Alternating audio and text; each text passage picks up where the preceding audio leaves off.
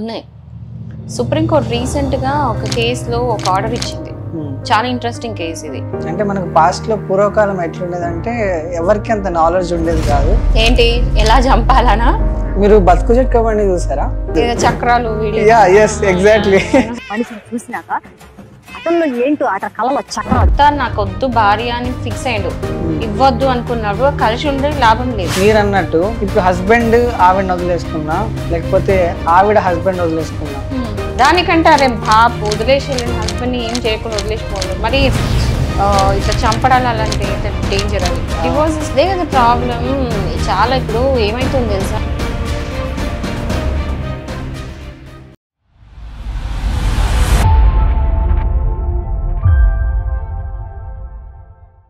ఇప్పుడు ఒక wife and husbands విడాకులు తీసుకోవాలనుకున్నారు కానీ హస్బెండ్ కి విడాకులు ఇవ్వాలనేది కానీ భార్యకి తీసుకోవడం ఇష్టం లేదు. సో హస్బెండ్ లీగల్ గా ఎలాంటి అన్ని దారులు ఎలా ట్రై చేయాలో మొత్తం అన్ని దారుల్లో ట్రై చేశాడు కానీ వైఫ్ మాత్రం ఒప్పుకోవట్లేదు. బట్ అలాంటప్పుడు కోర్టు ఇన్వాల్వ్మెంట్ అయ్యి వాళ్ళకి ఏమైనా డివోర్స్ ఇచ్చే అవకాశాలు ఉన్నాయంటారా? ఉన్నాయి.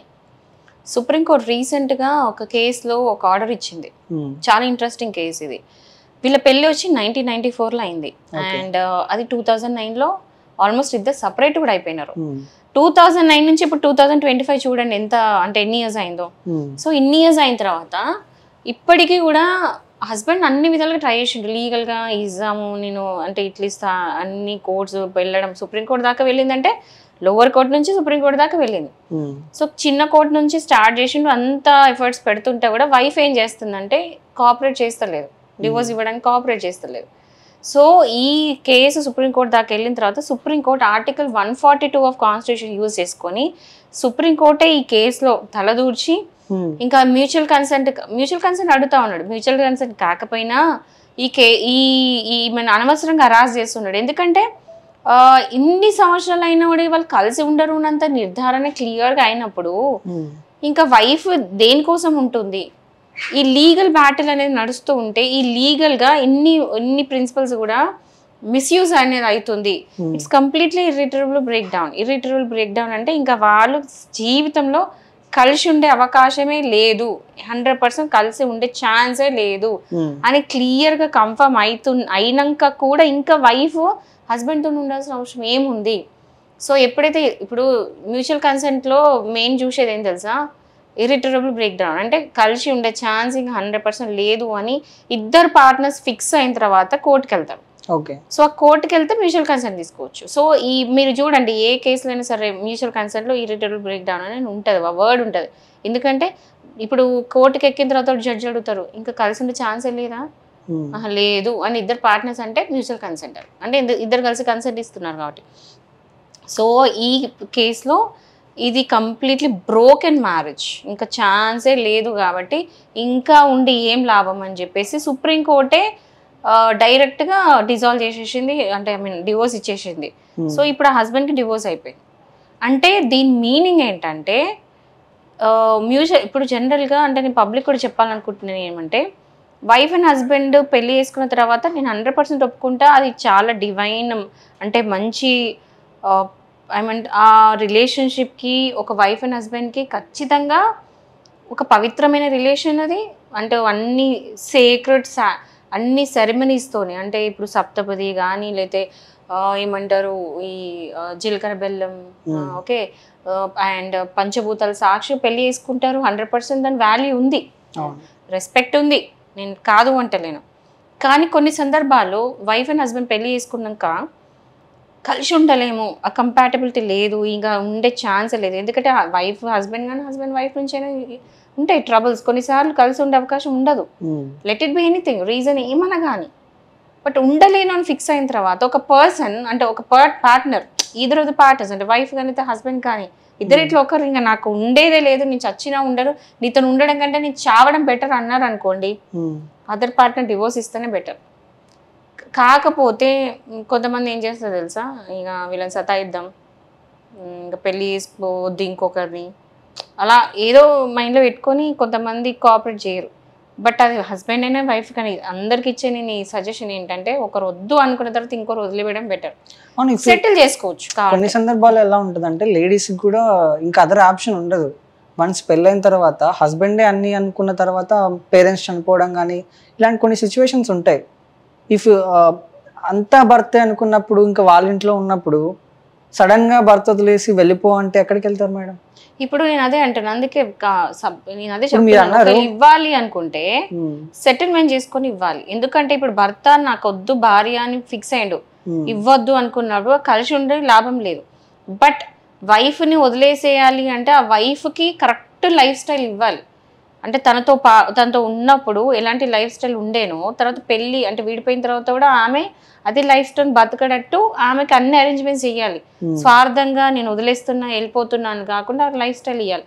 బట్ ఓన్లీ డిఫరెన్స్ ఏంటంటే ఆమె కలిసి ఉండదు. సో నేనేమంటున్నానంటే వైఫ్ బలవంతంగా ఎన్ని రోజులు ఉంటుంది చెప్పండి హస్బెండ్తో? హస్బెండ్కి ఇష్టం లేదు ఉండడం. సో కలిసి ఉండే రిలేషన్షిప్లో ఆమె ఏముంటుందండి, జస్ట్ టార్చర్ పడడం, ఆమె మెంటల్ పీస్ పోవడం, అటు ఈ ఇష్టం లేని ఇంట్లో అతనికి ఇష్టం లేని తెలిసి ఒకటే ఇంట్లో వండుకుంటా, అది కూడా టార్చర్ కదా. దానికంటే ఆమె లైఫ్ ఫ్రీ చేసుకొని వెళ్ళి ఆమె లైఫ్ ఆమె బతుకుతే కనీసం మేబీ ఫ్యూచర్లో ఇంకెవరైనా మంచోళ్ళు ఆమె తగ్గట్టు దొరకొచ్చేమో తెలియదు కదా. బట్ ఒకటి ఫినాన్షియల్గా మాత్రం ఆ హస్బెండ్తో ఉన్నప్పుడు ఎలాంటి లైఫ్ స్టైల్ ఉన్నా అలాంటి లైఫ్ స్టైల్ ఇచ్చేటట్టు మాత్రం ప్రొవైడ్ అయితే ఖచ్చితంగా హస్బెండ్ చేయాలి.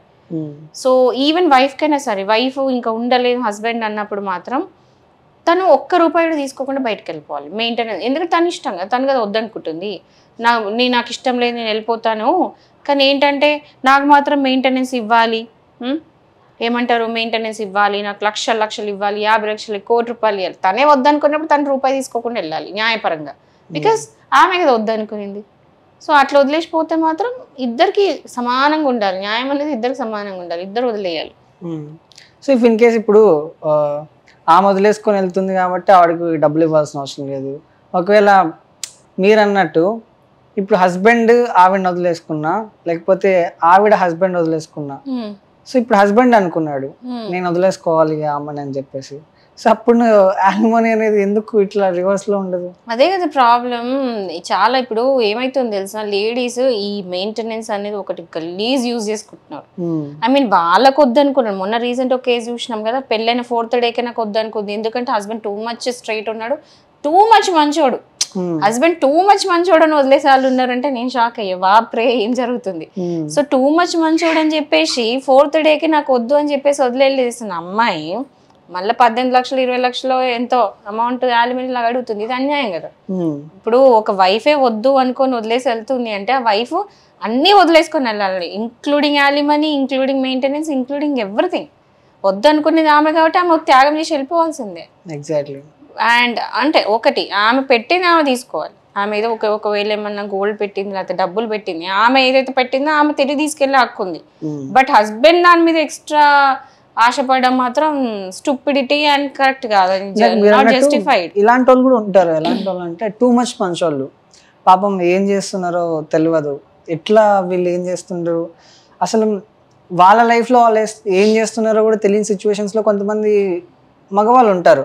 ఎలా అంటే ఫర్ ఎగ్జాంపుల్ నేను ఒక సందర్భం చూసా, అతను ఏంటంటే ఆంధ్ర సంబంధించినటువంటి వ్యక్తి, ఆంధ్రాలో ఉంటాడు. సో ఇక్కడికంటే కువైట్, సౌదీలో అట్లాంటి ప్లేసెస్లో ఎక్కువ డబ్బులు వస్తాయని చెప్పేసి కువైట్కి వెళ్ళాడు. అది కూడా ఇంకా వైఫ్ కోసం, వాళ్ళ పిల్లలు ఉన్నారు, 2 ఆడపిల్లలు ఉన్నారు ఆయనకి. సో వెళ్తే అక్కడ బాగా డబ్బులు సంపాదించాడు, మళ్ళీ ఇండియాకి వచ్చాడు. ఇండియాకి వచ్చిన తర్వాత వైఫ్ ప్లాన్ ఎట్లుంటుందంటే, వైఫ్ ఏం చేసింది, ఆయన సంపాదించిన డబ్బులు మొత్తం చిల్లిగా కూడా ఆయన దగ్గర లేకుండా మొత్తం ల్యాండ్ మీద ఇన్వెస్ట్ చేయించింది, కూతుర్ల పేరు మీద ఫిక్స్డ్ డిపాజిట్ చేయించింది, ఆవిడ పేరు మీద ఇంత డబ్బులు వేసుకుంది. కానీ హస్బెండ్ పేరు మీద 1 రూపాయి కూడా లేదు, ప్రాపర్టీ లేదు, ఇల్లు లేదు, ఏం లేదు. ఆయన అక్కడికి వెళ్ళి కష్టపడి సంపాదించినందుకు ఒక ఇల్లు కొన్నాడు, ల్యాండ్ కొన్నాడు, కూతుర్ల పేరు మీద డిపాజిట్ చేసిండు, వైఫ్ పేరు మీద డిపాజిట్ చేసిండు. ఇంకా కనీసం ఒక 8 ఏళ్ళు 5 ఏళ్ళు 6 ఏళ్ళు చేసిండు మొత్తం. ఎక్కడ? ఫారెన్లో, సౌదీలో చేసిన తర్వాత ఇంకా ఎన్ని రోజులు నేను ఇక్కడే ఉంటాను, పిల్లల్ని అక్కడ పెట్టుకొని ఇంకా నా వల్ల కాదు, నేను చేయలేను అని చెప్పేసి వైఫ్కి చెప్పాడు. ఒప్పుకుంటలేదా? వెళ్ళాలి నువ్వు అంటే డబ్బులు అని చేసి మెషినా, వెళ్ళాలి నువ్వు, అక్కడే ఉండాలి, పని చేయాలి, డబ్బులు తీసుకురావాలని చెప్పేసి. లేదు నేను ఇంకా అది ఇది అని చెప్పేసి వాళ్ళ రిలేటివ్స్ అందరూ హెల్ప్ చేస్తే మళ్ళీ సౌదీ నుంచి మళ్ళీ ఇండియాకి వచ్చాడు. సో మళ్ళీ ఇండియాకి వచ్చిన తర్వాత ఇంకా ఇంకా ముందుండే డబ్బులు ఉంటది కదా ఆయన సంపాదించిన డబ్బులు. సో ఇంకా అదేంటంటే ఇంకా అది కూడా ఇతనికి ఇవ్వకుండా ఇప్పుడు కూడా నువ్వు ఇక్కడ ఏదో పని చేసి డబ్బులు తీసుకురావాలి, మమ్మల్ని పోషించాలి అని ఆయన మీద ప్రెజర్ మొత్తం ఫుల్. సో అట్లా ప్రెజర్ పెట్టిన తర్వాత ఈయన ఇంకెన్ని రోజులని ఏ పని చేస్తాడు? ఆల్రెడీ సౌదీలో పని చేశాడు, అన్ని సంవత్సరాలు కష్టపడ్డాడు, మళ్ళీ ఇక్కడ వచ్చి కూలి పనికి వెళ్ళాలంటే వెళ్ళలేరు కదా. సౌదీకి ఇండియాకు చాలా డిఫరెన్స్ ఉంటుంది. సో వెళ్ళలేనంటే ఇంకా వదిలేసి పుట్టింటికి వెళ్ళిపోయింది. సో ఇప్పుడు డివోర్స్ అంటది. ఇప్పుడు డివోర్స్ అన్న తర్వాత ఇప్పుడు డివోర్స్ అంటుంది, నాకేం అవసరం లేదు, నేను డివోర్స్ చేసుకుంటా అంటుంది. కానీ డివోర్స్ అంటే ఇప్పుడు ఈ సినారియో అంతా ఎక్స్ప్లెయిన్ జడ్జి గారు చేస్తే ఇట్లా సంపాదించినంత ఆమె పేరు పిల్లల పేరు మీద పెట్టినామంటే పిల్లల పేరు మీదే ఉన్నాయి. అవన్నీ చూస్తే గనక అతను కూడా ఇచ్చే అవకాశం ఉంది. కరెక్ట్ గా ఇది మంచిగా ప్రాపర్ గా కోర్టులో ఆర్గ్యూ చేసి కన్వే చేయాలి. సో ఒక ప్రాబ్లం ఏంటంటే నేను చాలా అబ్జర్వ్ చేసేదంటే అడ్వకేట్ మంచిగా పెట్టుకోవాలి. కరెక్ట్ ఇది ఏదైతే మీరు చెప్తున్నారో అదంతా కూడా జడ్జి గారికి కన్వే కావాలి. సీరియస్ గా ఎట్లుంటారంటే లేడీస్ కూడా కొంతమంది ఐఎమ్ లిటరలీ షాక్డ్. ఆ ఇన్సిడెంట్ అంతా నేను చూసిన తర్వాత అరే ఇలా కూడా ఉంటారా అని. అంటే హస్బెండ్ ఒక ఆట బొమ్మ, మనం లేడీస్ కాదండి మనీ మేకింగ్ మెషిన్, మనం లేడీస్ అంటూ ఉంటాం ఆడబొమ్మ అని చెప్పేసి, ఈయన డబుల్ బొమ్మ. చాలా మంది ఇట్లా అమాయకులు అయితే నిజంగా కూడా బలి అవుతున్నారు. ఇది జస్ట్ మనకు ఒకటి ఇప్పుడు ఎగ్జాంపుల్ వచ్చింది కాబట్టి వింటున్నాము, ఒక ఎగ్జాంపుల్ లా చూస్తున్నాము. This is what happening exactly out side. అంటే బయట ఏం జరుగుతుంది ఇదే జరుగుతుంది. బయట కొంతమంది పడతారు, కొంతమంది పడరు. బట్ ఆల్మోస్ట్ అందరూ కూడా ఇట్లనే హస్బెండ్స్ ని మనీ కోసమే ట్రీట్ చేసే వాళ్ళు ఉన్నారు. కొంతమంది నేను చూసిన కనీసం అంటే మీన్ ఒకవేళ ఒక ప్రైవేట్ ఎంప్లాయీస్ ఒకవేళ శాలరీ తీసుకురాలేదు, కనీసం ఫుడ్ కూడా పెట్టిన ఆడవాళ్ళు ఉన్నారు. ఎగ్జాక్ట్లీ నేను చూసాను. అంటే ఫుడ్ కూడా పెట్టారు కనీసం. అంటే శాలరీ ఇవ్వట్లేదు, నీకు ఎందుకు ఇంకా తిండి పెట్టడం అని మాటలు అనడం, ఇదంతా కూడా క్రుయాలిటీ. అంటే ఇప్పుడు ఈమె మాత్రం ఏమైనా సంపాదించుకొస్తుందా? ఈమెమైనా బయటికి వెళ్ళి ఒకసారి బయటికి వెళ్ళి చూడమండి, ఏమైనా చేసుకొస్తుందా? ఆవిడ మాత్రం వెళ్ళదు. ఇంట్లో కూర్చొని మాత్రం డిమాండ్స్ ఉంటాయి, నాకు ఇంత డబ్బులు అంత డబ్బులు అని. బట్ ఈక్వల్లీ ఇప్పుడు సరే నేను ఏదో మెన్కి సపోర్ట్ చేసి మాట్లాడుతున్నట్టు కాదు, కానీ యాక్చువల్లీ మాట్లాడుతున్నాను because that is what exactly happening కాబట్టి నేను మాట్లాడాల్సి వస్తుంది. బట్ ఈవెన్ ఉమెన్ కూడా సఫర్ అవుతున్నారు. కానీ ఇప్పుడు మన సైడ్ ఏంటంటే కొంచెం ఉమెన్ ఎవరైతే సఫర్ అవుతుందో తగ్గి మెన్ ఎవరైతే సఫర్ అవుతున్నారో ఆ పర్సంటేజ్ అనేది పెరిగింది. ఎందుకంటే రీసెంట్గా ఒక కేసు చూసినాము, డౌరీ హరాస్మెంట్ కేసు. ఆమె ఒక ప్రైవేట్ టీచర్, హస్బెండ్ టార్చర్కి మనీ ఎక్కడ తీసుకురావాలని అర్థం కాక డౌరీ కోసం హ్యాంగ్ చేసుకుని చనిపోయింది, సూసైడ్ చేసుకోవాలి. బట్ స్టిల్ నాకు ఏమనిపించింది అంటే ఇట్స్ 2025, ఇంకా కూడా డౌరీ డెత్ లేంది, ఇంకా కూడా కట్నం కోసం చనిపోవడం ఏంటి, చంపడాలు ఏంటి, అలాంటివి జరుగుతూ స్టిల్ అవుతున్నాయి. అంటే మీరు ఇట్లా అంటున్నారు కానీ ఇప్పుడు కూడా మొన్న నార్త్ ఇండియాలో ఒక న్యూస్ ఫుల్ వైరల్ అయింది. అదేంటంటే ఇద్దరు అంటే వైఫ్ అండ్ హస్బెండ్స్ ఇద్దరు గవర్నమెంట్ ఎంప్లాయీసే. ఆయనకి డబ్బులు వస్తే రీసెంట్ కారు ఒక ఇల్లు కొన్నాడు.